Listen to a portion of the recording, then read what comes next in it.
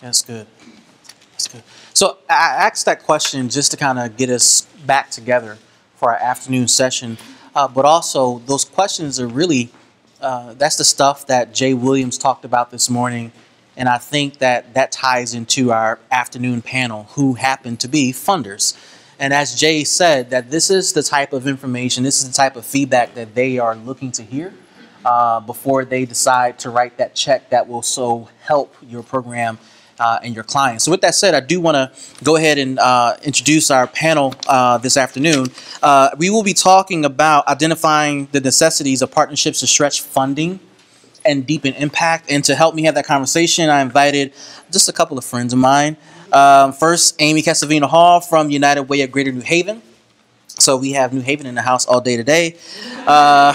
We got Liz Buczynski from United Way of Central and Northeastern Connecticut. We have Pamela Tonello from Capital Workforce Partners, and we have Judy Rozie-Battle from the Hartford Foundation for Public Giving. So welcome to all of you. So Amy, we'll start with you. Just tell us a little bit about you, your work, and just a little bit about this topic. Oh, sure. Yeah. So I'm so sorry I missed the morning. It sounds amazing, but good afternoon, everyone. I hear New Haven was in the house and well represented, but I'm glad to be here now. So I am the Chief Impact Officer at United Way of Greater New Haven, and I bet everyone in the room knows at least one United Way. And you've probably found, and we'll probably reinforce that you've worked with one that we all work a little bit differently. And we kind of really customize around our region and our strengths and our partnerships. So in Greater New Haven, where I am, in that 12 towns, like many United Ways, we focus on education, income, and health. But what I find so interesting about being in the role that I have is that I'm just as much a grant maker as I am a grantee. Because we do program delivery and serve as a hub for a set of coordinated work in our community. In your community, you probably have a coordinated access network on homelessness. Well, in Greater New Haven, we're the can, right? And so at the same time that I'm working with partners and looking at them as grantees and having that relationship, I'm on the other side just as much writing grants and working with funders. And I like to think it keeps me a little more honest than I would be otherwise, and helps me think about what am I asking of partners? Would I do this? Are these reasonable expectations for this amount of money? What does that look like? So that's a bit about us and who we do and I think how we approach it. Did you want me to talk about funding partnerships or programmatic provider partnerships? It's a little unclear, and I'd love to talk about both. Go ahead and talk about both. So, as a funder, we've done a lot of partnership work working with other funders, and it's been a continuum. It's been on the continuum from, we're funders and we've got a common interest, or we're going to raise money together. I'm going to do a little bit of work together. But it's not going to change who we fund, but it is going to enhance how we work with our grantees, because we believe by working together, we'll get better results for the people we hope to serve. I've been in the middle position where we've worked with other funders to say, we're not going to put our funds together, just like scenario one. We're going to keep them separate, but we're going to really invest in a common body of work. And that work's going to involve multiple providers in the community. We think by multiple funders coming together, we'll get better results in having providers work together, and that by combining our dollars, we'll be able to, quite frankly, afford things we couldn't afford otherwise. Right.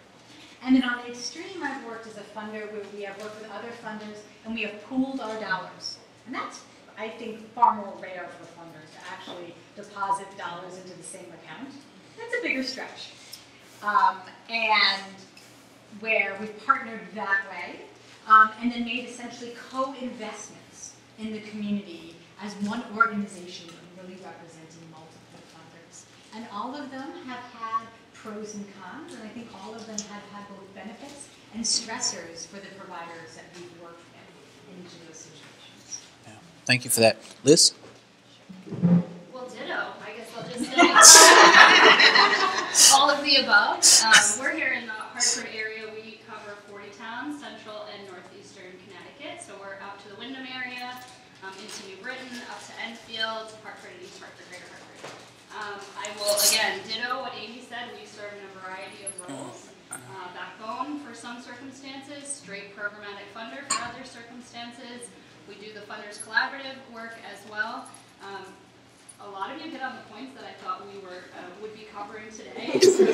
What you learned in the early sessions. I was like, yes, I was going to say that. You can say it again, we don't mind. I think, of course, especially like to illuminate what Amy held up in regards to sort of keeping things honest and being a grantee also. So we are a funder and we are a grantee. So you can, when you are a grantee and a recipient, you know what goes into what you all are doing and what applications you're putting together, and you also have that ability to kind of, check the, can I go a little BS factor sometimes we all put into our grant applications, like, oh, yeah, we're going to do this. We do that too, and we have a little bit of that ability to say, maybe you shouldn't write that. Maybe this is a little bit of a stretch. So I think we all, we push our grantees and I push ourselves to be honest about what we can do and what we can get away with. And I think the theme that I hope to convey to you all today is that I heard someone say integrity. And I think that's really the key to partnerships is being honest, building true relationships with partners, understanding where that win-win point is in service of what you're trying to get done. Yeah. Again, echoing what some of you said before, in service of the community. And some of the partnerships where it hasn't gone well is when that true, honest conversation doesn't happen. You don't have the dialogue in advance to say, this is why I'm in this, and this is what I think I can get out of it and how you can help me. So sometimes you have to ask the hard questions. Sometimes you have to be honest when your program's not working. Sometimes things don't work and they don't go as planned. As a funder, I would always rather have that true, honest conversation about, we're not meeting our numbers, here's why, here's what we're doing to improve the situation, and this is why we think it will work, rather than get something at the end of the game where you didn't have that honest conversation. So I'll stop there. It's good stuff. Okay. Pamela? So I'm not sure how much Alex told you about Capital Workforce Partners since he was on the panel before I was, so I'm sure he covered that we are the Workforce Development Board. And so, ditto, we are also a funder and a grantee. As a matter of fact, we're a grantee of the United Way. So I understand both sides of that equation. I think what I like about a lot of the partnerships we have built, especially in recent years, is that we can serve our community better. And I think it's important to always know, like Sommer said, we don't always have to be the lead in the grant. Be a partner. And I think a lot of times it's about how the funding can stretch because there's less restrictions, so we can serve those customers better because my funding can't cover something that someone else's can.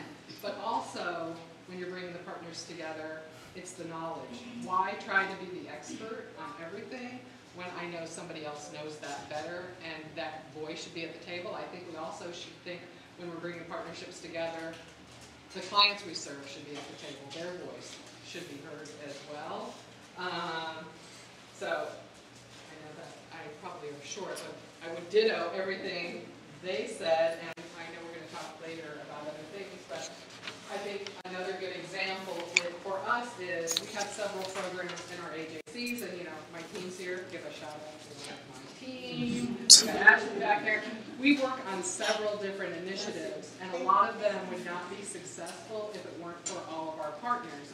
For example, Hartford Foundation and Career Resources and CPA. We do the Best Chance Grant. Ashley just walked out of the room, but we do the Best Chance Grant, and when it was originally funded, we had $1.2 million.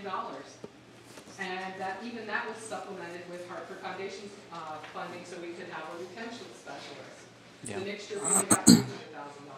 But because we had built such strong relationships with the 14 partners, for example, Goodwin College gave us free tuition for our students because they believed in the mission. CPA had money from other things. So it was just, we've been able to continue that program. It might not be quite as robust, but it's still robust. Same thing with our youth build. Most youth build projects are contained into just one organization. When we did it, we said, if we partner with the city of New Britain, their adult ed, we're getting all the resources that the adult ed brings. Our case managers with HRA, we get all of those resources. We partnered with the building trades. So it just really makes more sense to bring it all together to make your dollars stretch. Yeah. Judy? Good afternoon. Like Pamela, you heard from my boss this morning, I am not going to be the dynamic speaker that he is. I don't even try. But I will say that most of the things that have been said, I think, are critically important. The difference for us is that we're a community foundation, and we too are geographically located. We serve Hartford and 20 feet surrounding towns. Basically, the Hartford region minus New Britain, because they have their own community foundation. I think that many of the things that have been said, we too are grantees, mostly with national funders who may give dollars to us without an interest in this region. But for the most part, we are the funder or the partner with everyone at the table except for New Haven.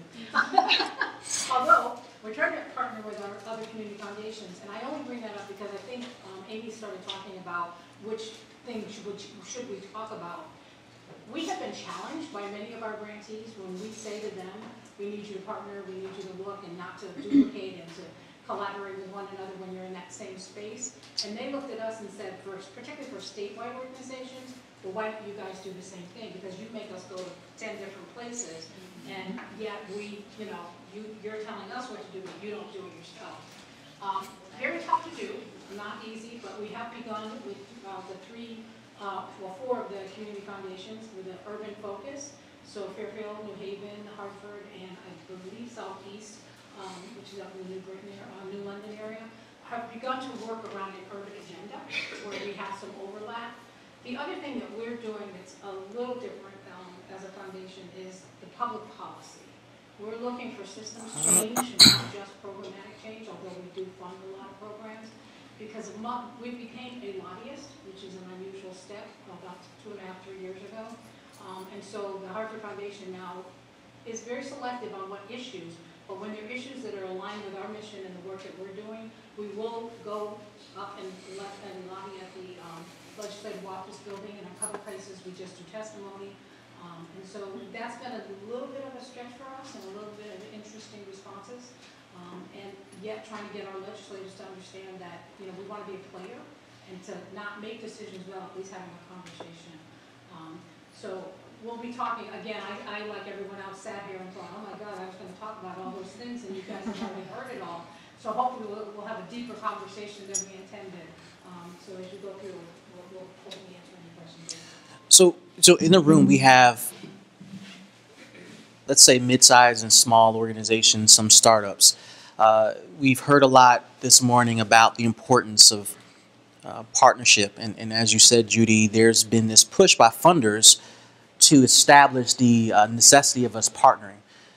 What trends have you all seen over the last handful of years that has driven you to champion partnerships? Like, what's been the driving force that has caused you to make that a necessary requirement in a lot of the grants that you have released?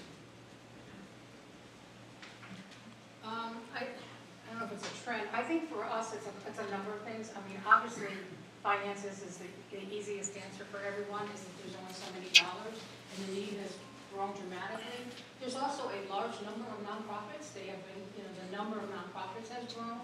And so it's really, I'll just give an example. We had some legal organizations come in at one point, all of which probably would have been funded in some way, shape, or form. But the timing was that they all came in the door at the same time, and we were like, no way. We're not giving out 5 grants to 5 organizations who are so overlapping. And so we had a real tough conversation. We put people in a room. I played the bad cop, my colleague played the good cop. And we went in and we just said, we want to help you, we want to fund you, but you two are really talking exactly the same thing, and they had not talked to each other. And so it was a tough conversation. We ended up with 2, not one, 2 great collaborations and 1 individual program grant that came out of it, and that work has still continued 5 years later. So we think we made the right decision. It was not a popular decision at the time. So I think it's those combination of dollars, the number of nonprofits, the duplication, and overlap of services that begins to make us want to look at that. Yeah, and I'll throw the same question to the rest of the panel. I would echo what she says, and that there is a lot of duplication. We see a lot of organizations that are want funding for the same things. But also, when we're applying for state, federal, private grants, it's a requirement a lot of times now that you have to have, we were talking about that earlier, that you have to have some sort of collaboration going into it. And I would say that I think we sort of recognize the need and importance of programs, but some of the problems that we're all trying to address are intractable problems, and it takes all of us working together in a variety of different ways. There's no silver bullet, there's no one magic intervention, so trying to layer those different interventions can really be the thing that moves a population forward. So I think we're always trying to take a look at things to say, how are we layering things appropriately, or funding things in different ways, or bringing partners together who have different specialties for different populations to get to a better end result. And I think that the trends are speaking now towards, particularly with the bigger types of funding opportunities, are trying to look at population level change and system type change, which were just for scale's purpose requires a variety of partners in bringing those together. But I also agree with the other comments we made earlier. So many trends we're all responding to, right? I mean, this is the reality of the constant shift of our work, that we're often in a responsive mood to yes, right, to everything that was said. And I think, trends still continue. So you just talked about the layering of services. We've all heard about that in the last several years. Sometimes in New Haven we use the term like the super vitamin effect, right? That when you integrate services and wrap multiple services around people, that evidence shows they are more likely to be successful. And other worlds are talking about pathways. We've got our workforce partners at the table. But when those providers don't know each other and aren't connected, you can't have pathways. And that is one of the first steps that has to happen. I personally had my hand in writing and forcing some deeply failed partnerships. I will own that. And learn from that mistake. And I think I've also deeply had my hand in forcing some really successful partnerships, much more thoughtfully done. And that learning has been really pivotal. I think a couple other trends that are forcing all of our hands are the realization that often we're talking about the same families, right? So they're a family that needs help with work for me, and maybe they're a family that needs help with housing, and maybe they're a child getting tutoring. It's the same family. Yeah. And if we're not working together, we are not serving that family in a way that I think we all want to be treated, and again, the evidence shows us is more likely to be successful. So that both kind of think respect for people and their families and how we should serve them in a way that meets their needs, not our needs, combined with the kind of somewhat drumbeat around the 2-gen or family-oriented approach, is another set of issues that we're all thinking about. What does this mean for us? And what does that look like? And really, very concretely, what does that mean for our partnerships and how we work together? Yeah. So how many people in the room would agree that entering into a partnership is a sense of being vulnerable? It requires some sense of vulnerability. How many of you guys would agree with that? And while folks are shaking their heads and raising their hands, we look to the funders as individual organizations that have leverage points over us. Yet each of you just talked about the necessity of you partnering with others yourselves. So share with us, as the persons of leverage with the purse strings, what goes into your decision making to select to partner with somebody, whether you're pulling together dollars, because in our case, Liz, it was Workforce Solutions, versus partnering together programmatically. In your case, Pamela, just talk to us what goes into your decision making when you guys decide to partner, even though we view you all with all the leverage. I would say it depends on what the need is. We usually look for who we know provides those services, but we also always like to find new partners, so we usually try to open it up. So it's sort of a tough question because it would be based on, like for example now, under WIO legislation, I don't know if you talked about it earlier, we have mandatory partners in our one-stop. So that to me almost sounds, because they're mandatory and it's like a forced marriage, forced partnership.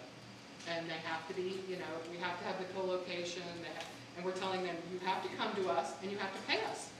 to be in our center, which we should be doing it anyway. I mean, and Ann has to oversee that. She's our one.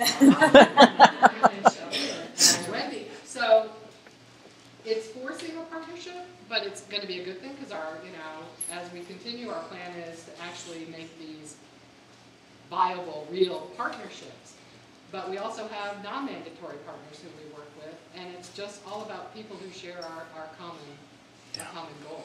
And you can usually, we have history of, who's not just going to talk the talk, but is actually going to deliver. So, that's a big thing too. Yeah. I mean, I'll open it up to the panel as well. What goes into your thought process when you're deciding who to partner with? I would say I agree with what Pamela said. I think the relationship element, back to my earlier point, is really key. So to that, demonstrating what has been done, having a history of success, or a willingness to sort of challenge how things have been done. If we're going at this again, we've not gotten the result that we wanted to achieve, so how are we looking at this differently? So I think always, I'm trying to look at whether partners are cutting and pasting the same exact application that they put in front of us last year, or are they really thinking about, I didn't necessarily hit the benchmarks, or I'm seeing the same exact challenges and I'm going to go about it a little bit differently. That's a factor that we try to take a look at. I agree with the point, I know United Way probably has a little, in this area anyway, reputation of working with the same set of partners. Our funding is not open, it's invitation only, so it's not open to everyone. So I think trying to find those little niches where we can partner with different organizations, learn about others, or maybe piggyback in funders collaboratives or other types of partnerships where we have the opportunity to be exposed to different partners and learn about their work in that way. That's good. That's real good. Yeah. I took a 12-town United Way. That's a pretty small area, really. And the issues that affect people living in those 12 towns are much bigger issues that can never be solved 12 towns at a time, right? So I work with almost all of our partners and grantees, and whether I'm coming in to talk to them about their early childhood education center or their homelessness program, all that range of partners talk about the challenge of getting people well-paying jobs at the end of the day, right? And that's work that most of those organizations don't do.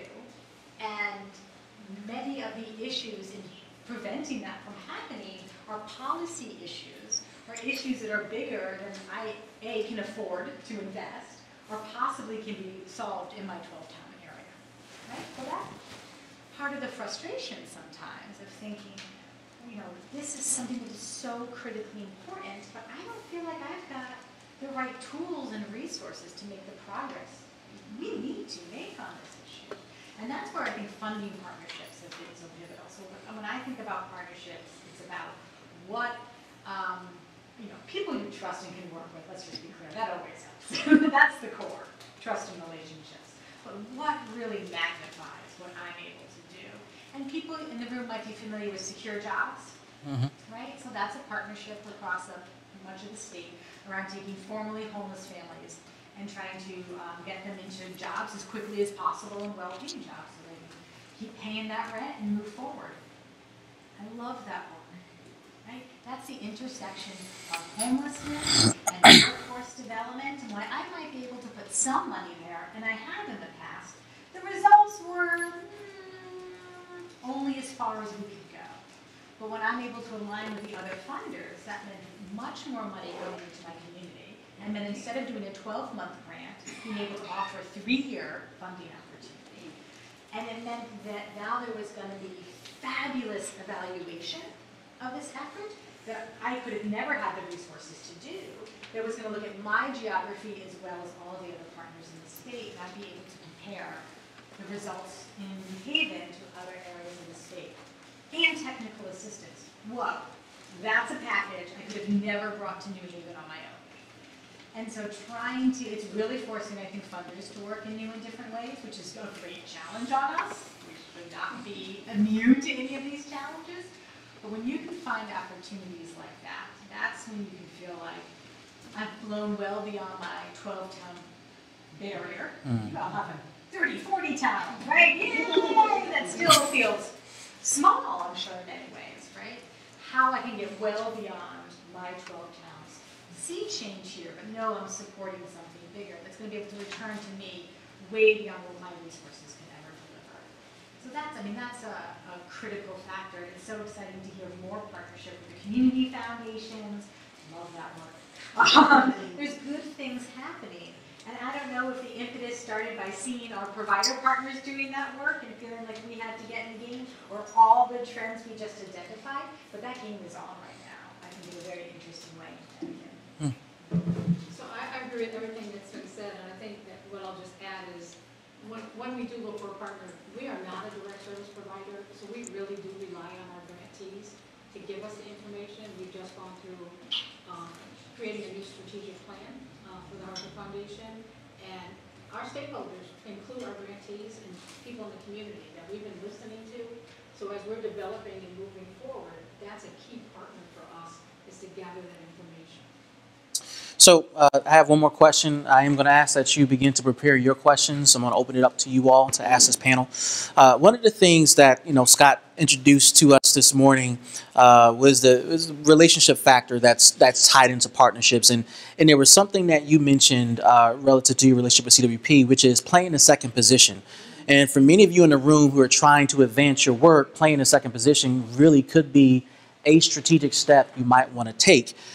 So the question to you all is, when do you know when it's the right time to play the second position and allow another partner to be the lead, get the accolades, get all the PR while you're in the background doing whatever? Just talk to us a bit about that.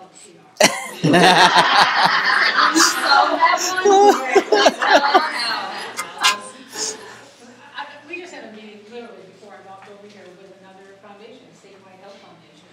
And as we sat talking about our new strategic plan, there are areas they have an expertise that we do not have. Yeah. And we sat there and talked about, hey, we could partner on that. Hey, we can come together. We could put out a joint RFP on that. Guess what? We're not going to be the leads on that. Yeah. For the Harvard Foundation, and that's a pretty big deal. We're not going to be the lead. We're going to let somebody else be the lead, because we're used to trying to do our own thing. But we're trying to be partners with a multitude of people. So I think it's just recognizing and understanding. I think I heard some people say it earlier. Staying within your lane and your space and knowing who you are, it makes it so much easier to make that decision.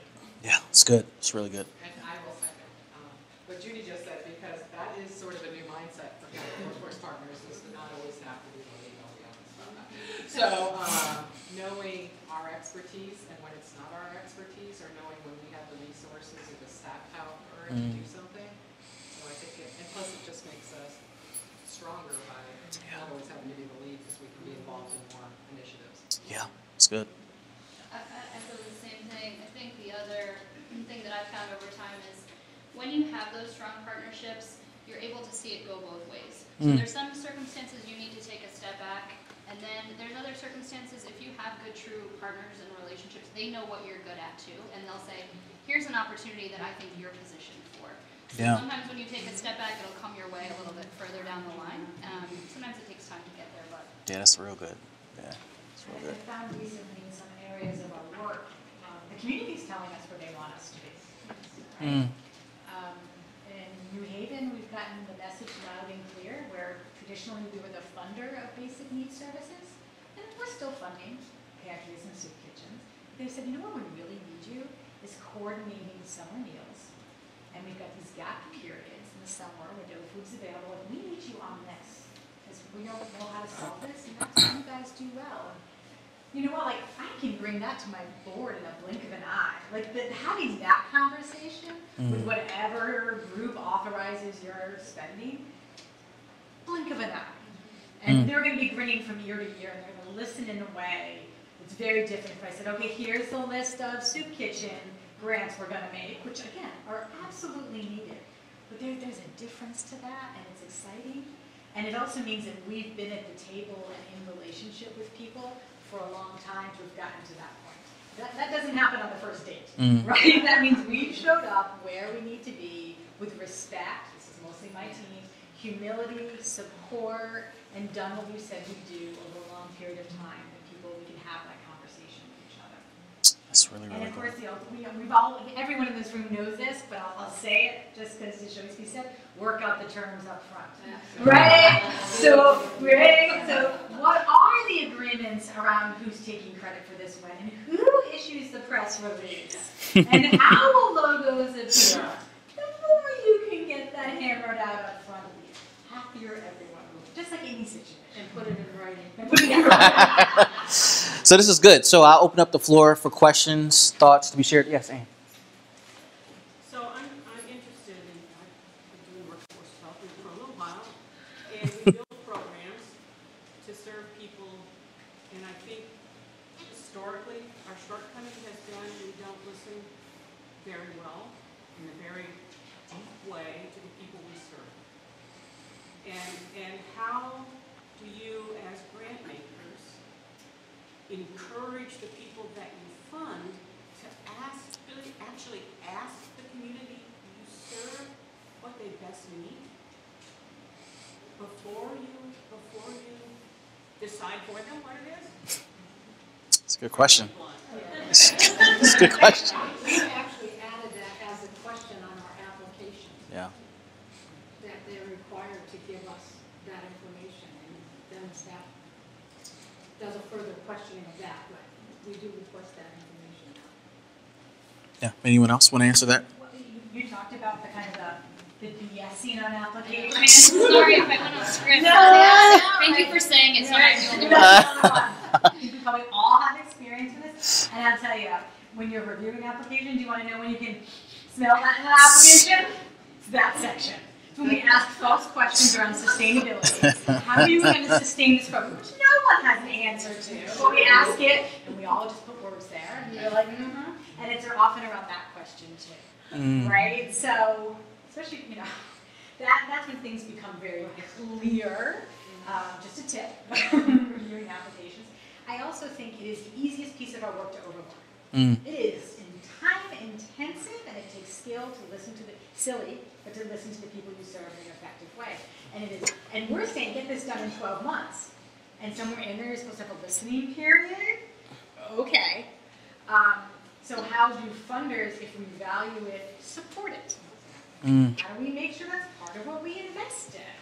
How do we give breathing room and time to have that happen and not expect super quick deliverables? Because the pressure is to skip right over that. It's messy, it's ugly, and you might hear the opposite of what you just wrote your grant for, right? And no one wants to be in that situation. So I think that's a real challenge. Talk about a place to negotiate with your funder. That's a great point of pushback. We want to do this. How can you partner with us to help us do this? Who can you hook up us with? We might not have the skill set. Who can you connect me with that's really great at getting consumer voices and input? What resources can you put on the table? Those are great questions, I think, to bring to funders when you're waffling in that kind of BS space on the application and thinking about where to go. Yeah. Anyone else want to tackle that question? Yeah, I'd say we do better at it with maybe our youth programs, like with employer focus. Even that, though, we were trying to bring more of our youth voice to the table. We did. A funder actually came to us and asked us to apply for a grant, so we're trying to get we'll listen for good, so that we are listening more to our customers, and actually gave us technical assistance around what were the right questions to ask. But I do think that's somewhere where we all need work, is to get that voice. That's good. Judy, did you want to share, or you're good? Okay, great. Oh, you did. Questions? Yes. So speaking of partnerships, one of the challenges with partnerships is when it comes to evaluation and impact. Different partners have different capabilities to track data, to provide reports, sometimes with different platforms, it becomes very manual, and such and such. So I know that the Harvard Foundation does invest in supporting that, but I would just like to hear from all of you as far as when you're running into the situations, what your position is on them. It's another area we have to invest in and support people to do. One grant says you need to track employee retention 90 days, another grant says 100 days, another grant wants you to do 2 years, right? Something just like, well, how are we going to do that? So realistic things, and also common measurements. So I'd say one of my most interesting partnership work was several years ago now, but it was when the Casey Foundation is still in New Haven, and the Community Foundation for Greater New Haven we were all investing in workforce development, and we didn't pool our funds. We had a wholly separate, independent process to select our grantees. But what we realized is, A, we were serving many of the same people, because there were only so many workforce development providers in town, and we were all asking them different things. Different measures, some of us didn't have measures, some of us had targets, some of us didn't, different reporting cycles, and we agreed, there was a several-year period there.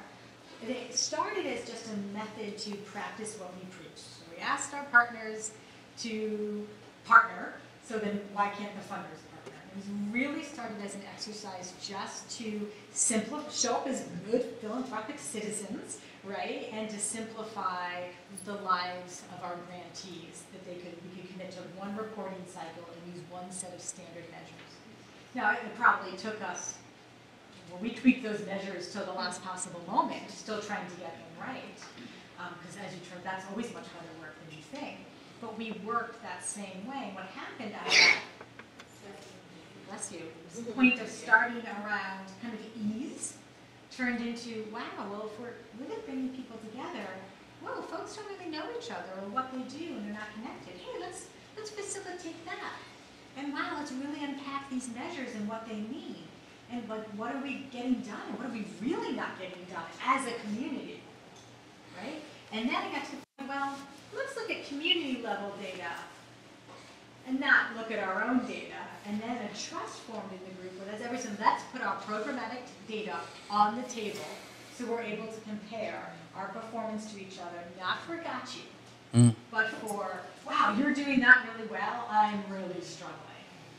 How can we connect these things? Where is there overlap? And so much greatness happened out of that. And the funders paid for technical assistants to come in to support this shared group's work to really advance their program practice, particularly around evaluation and impact. I would have never gotten there on my own. Wouldn't have had the resources, just wouldn't have ever gotten there. When we were able to come together, it really snowballed. And I would say from the beginning to the end of that period, the type of practice in our community really changed around workforce development. The level of relationships catapulted. And the focus on collecting data dramatically shifted over that time period. But we needed to show up like that. And we didn't know at the beginning we needed to show up like that. We learned that in the journey. We learned that along the way. But I think it was a valuable lesson for all of us, and I think I see echoes of that and other work happening both in our region and other places, right? Because once you practice that muscle, just like you do with partners, you're like, okay, I can do this. I can be vulnerable. I can step back. I can step forward. I can compromise. I can have hard conversations with my board of directors, things like that. It gave us a chance to practice some of that work, which I think has grown in different ways. That takes a long time for people to feel comfortable opening up the hood and sharing what their numbers are. I know that's a lot of conversation that's happening here in Hartford lately about shared data. I would say that for us, in our partnership work, I have this mantra of trying not to make people have to do more work. So if you're writing a report for another funder, I'm happy to accept that other report. That's just me. So I would encourage you to talk to your funder, ask them the question. I'm doing something for someone else. Would you accept this? Are these measures suitable for you? Because I try to do that as much as possible. There's certain programmatic funding that we need specific numbers, and you got to complete the form. Sorry, you got to do it. But I think posing the question to them to say, do you really need this measure? Because I'm tracking this one for the other. Will you accept it? And I think people are more amenable to doing that than maybe on first blush. That's good. I would say on ours, we have a lot of federal and state measures that we have to have. And I know that it's very difficult a lot of times for some of our providers. The smaller providers don't have the resources and they need a lot more technical assistance around that. So that's something we're trying to struggle with and work on because we don't really have the funds to give them the extra money for that. But we have to have the measures because if we can't prove the outcomes, data tells your story, then we'll lose funding. So it's sort of a tricky one. That's good. I've got a good story on that. Can I share? Sure. So, we're in 12-Town United Way. We're generalists. We don't have program officers that are experts in the area in which they do grant making. We don't, we're not big enough. So we don't have to know a lot, enough about a whole bunch of different things. We've always cared about after school. We've always invested in after school programs. And most of them collect attendance and everything with a pencil on a flip chart. And we're asking them about outcomes and social and emotional development. And they're saying, have you seen my flip chart in pencil? Right? They're not doing that. And you know, Boys and Girls Club has a great national system. So data-driven. They put all their stuff in there. They get reports and dashboards. Fabulous. Other folks clip clipboards and pencils. And we're asking them to report on the same outcomes. And they knew their funding depended on this. And look, we're the ones that have to bring it to the board to say, this is how we know our investments are successful. So there's challenges there. So we kept asking and we were frustrated. And this was my team, this was not me, said, if we want this, we need to do it. I said, well, what does that mean? So our team went out and talked to our partners and did the research and said, these are the best measures in the field right now. We brought people together and we reviewed them. We said, okay, we'll accept these measures. And we said, we will do the data collection. You can either build this into any of the surveys you do, and if you don't, we will give you surveys. And so, you know, midpoint, end of the year, we'd either get things in, or my team would be deploying packets of 75 and 150 surveys. We get all the raw data back. Ellie and my team would enter all the raw data in. Every grantee got a paper back talking about their performance and how they did and how it compared to kind of the cohort. We didn't share it across, but they were able to see that. And for 3 years, many of those organizations had a first look at outcome data that they've never had before. But we realized that we couldn't put that lift on our partners anymore. It just wasn't possible. We weren't giving them enough money, and it would have taken such an investment in infrastructure. It's not even where I would have put the money. I would have had them serve more kids, be open more hours. Right? I wouldn't have wanted to put the money there. So for us, that was something we could do. I wish someone had thought of asking us. Right? That would have been great. I'm so thankful for my team members who said, if we take this seriously, we need to step up and work differently. That wasn't me. I said, explain to me how you're going to do this. Right? What's going to happen? But that was really effective, and we're continuing that to this day. And so, you know, we should all feel okay challenging each other on these things and thinking creative. Awesome. 2 more questions. I thought I saw a hand over here. No? 2 more questions?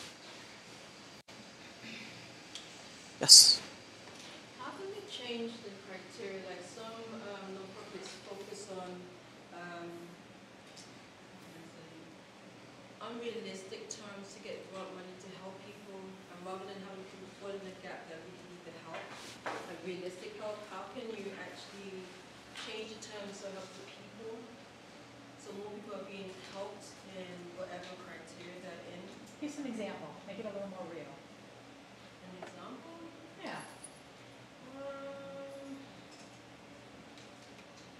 Well, there was a guy over there who does a blog with the program. He was talking about there were some people who didn't meet the criteria because they had a prison record, or they didn't meet the criteria because they wasn't working, or like didn't meet the criteria because he was a single parent. How can we change that? Because there should be a gap. They're here to help the community. There should be nobody being left out. I would say this goes to a point that Pamela was making earlier in terms of that's the beauty of blended funding. So when she's getting state and federal funding for WIO or whatever the program is, there's certain requirements and certain eligibility for income thresholds or whatever, name it. If we can come in and say our funding is unrestricted and we want to fill that gap and we'll target ours to this particular population, the foundation is pulled in with us also and they can target to that. So I think if you're finding that that's specific barrier in terms of how you can serve folks, it's building out that partnership and finding that those blended kind of streams of funding where there's restricted and unrestricted. That's good. So where would you find those kind of streams? I don't know particularly what field you're in. Do you do workforce development work or? Oh, no. I was just wondering, just in general. So like if I know somebody, they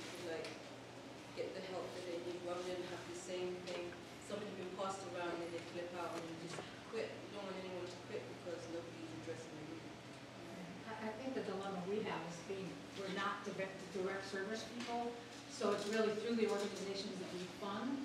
So I think, if you find out that agency X is providing a service, but they have all this criteria, and they're missing a major number of people, I think you have to bring it to their attention, and, somehow talk to the funder. I guess you could reach out to the funders and say, but they're missing a major gap in the community. I'm struggling a little bit to come up with an example, but I think I hear what you're saying. Right. But it is about, it's really about organizations and funders having a relationship. They can have an open, honest dialogue about what we may be funding may not be meeting the need, but as both folks here, Liz and Pam have said, she's got sometimes requirements that she cannot, ignore because she'll lose her funding. But then by partnering, Right, but I was gonna we say, can help fill those and gaps. if we can't, we should always be able to give someone a resource Right. and connect them to that, so. Yeah. I don't like hearing that, somebody can't be served Right, because right. they didn't hit that. Yeah. Yeah. It's good. So Okay. it's knowing, not even if you're not partnering, knowing your resources. Hi ladies, how are you?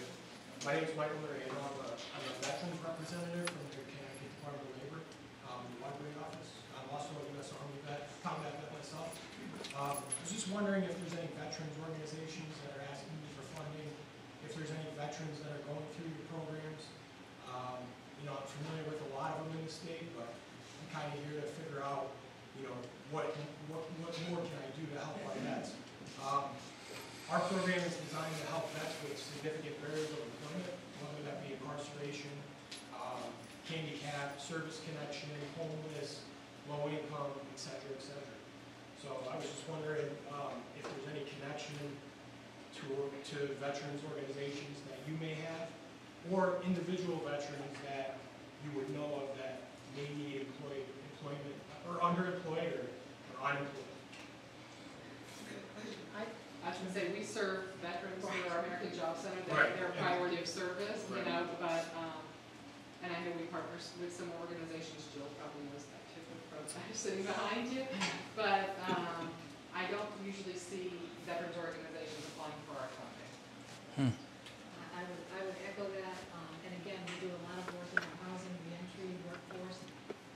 Veterans are served, but it's not a partnership that has been developed at this point. Take that? Yes.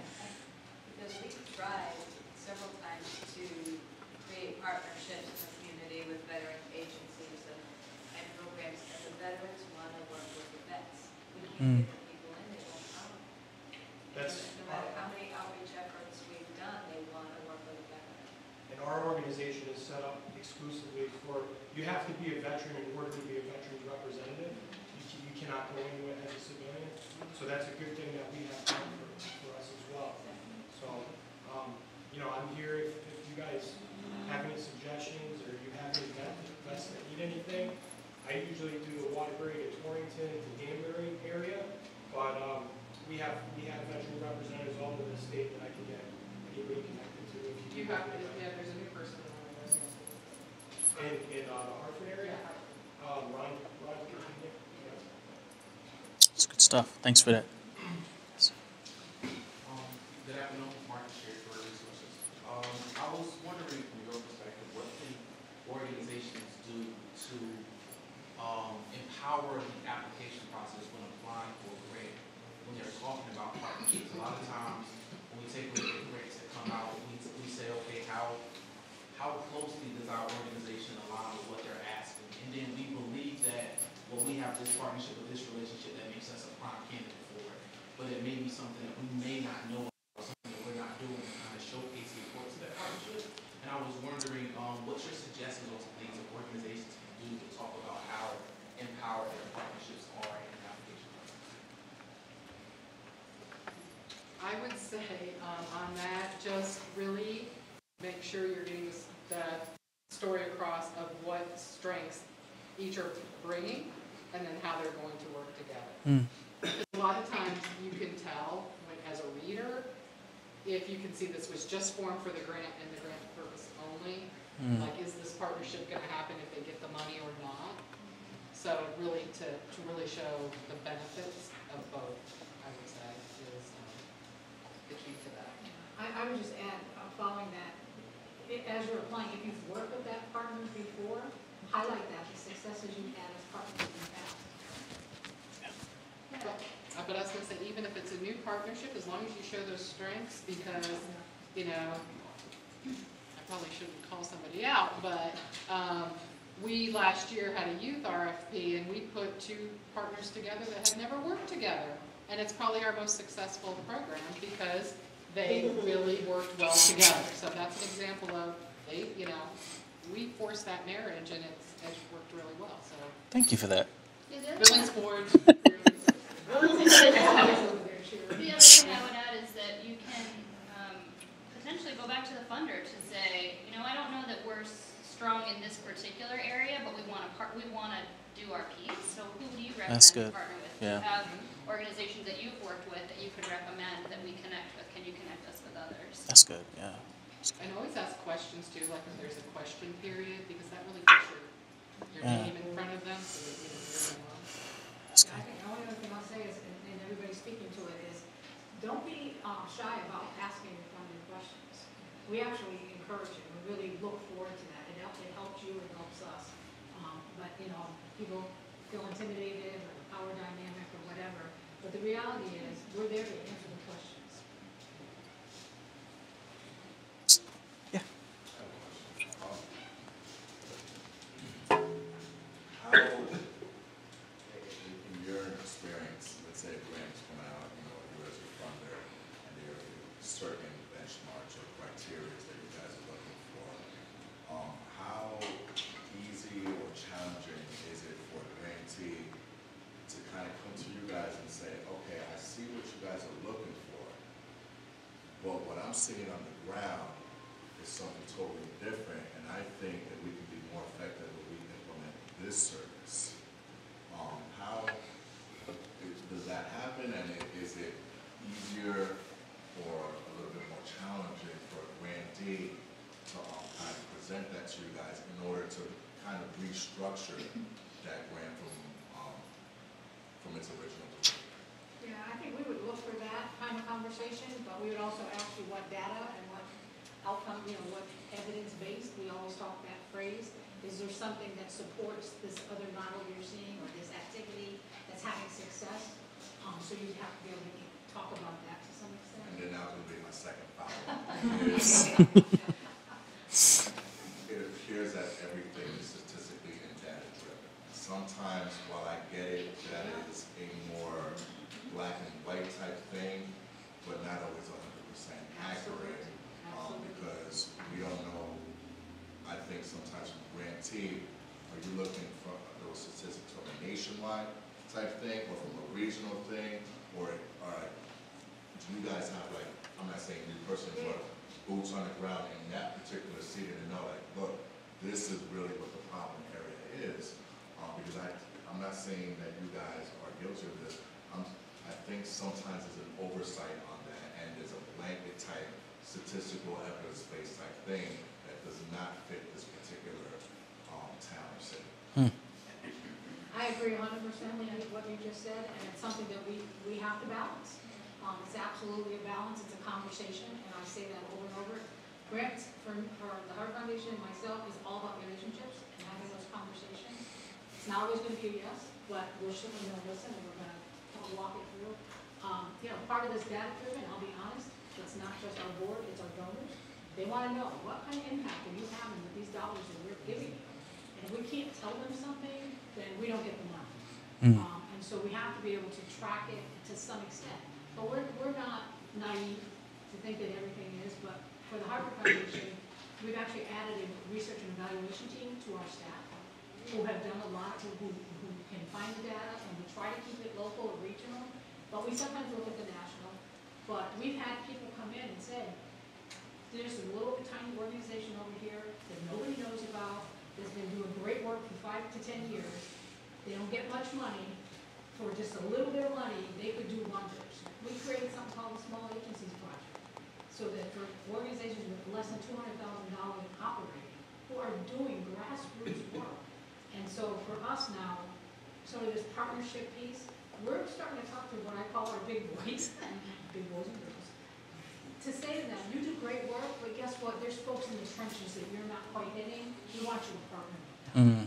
So now we've got the dynamic, we've got to be careful with that power dynamic of the big, powerful, you know, fully staffed, can do all the data, can do all of the grant writing, but these are the folks down here doing the work. So we're struggling a little bit, we're starting to have those conversations. Wow. And I will just add that a lot of times our funding is more restrictive, but we do try to be as flexible as we can within that because we realize that we're not the boots on the ground. And so we try to let them tell us what, you know, what's going to work. And, you know, and sometimes, you know, we have, it's a judgment game because some of the smaller grassroots, they don't have the resources to do the data, so their data doesn't tell their story, but we can see by going on the ground that it's actually working. So it's a balance. I just am thinking of Anne's question earlier, and it's that balance of where you're listening. I try to challenge our team to, as credible as the information we're getting from our partners and our grantees, where else are we getting information from? Are we hearing from the constituents and the stakeholders and other community members who are engaged? So kind of trying to balance all of those elements, I think, is a really critical component. And you've heard relationships over and over again, but yes, like invite, you know, not every funder is going to respond, but invite people on it, right? Invite for a meeting, I love being in people's shops and see what they're doing, and that's when you can have those types of conversations, in particular before the RFP is crafted, right? It's that ongoing relationship, that's the powerful moment, and sometimes we've got small dollars available that we can move quickly to kind of get things going and start to build a relationship, right? Because once you have some type of funding relationship, even if it's just a few $1,000s, that helps open the doors to the next level of funding relationship, and that makes a difference. Thank you for participating. Thank you for all that you do, for supporting us, and thank you for participating in this conversation, guys.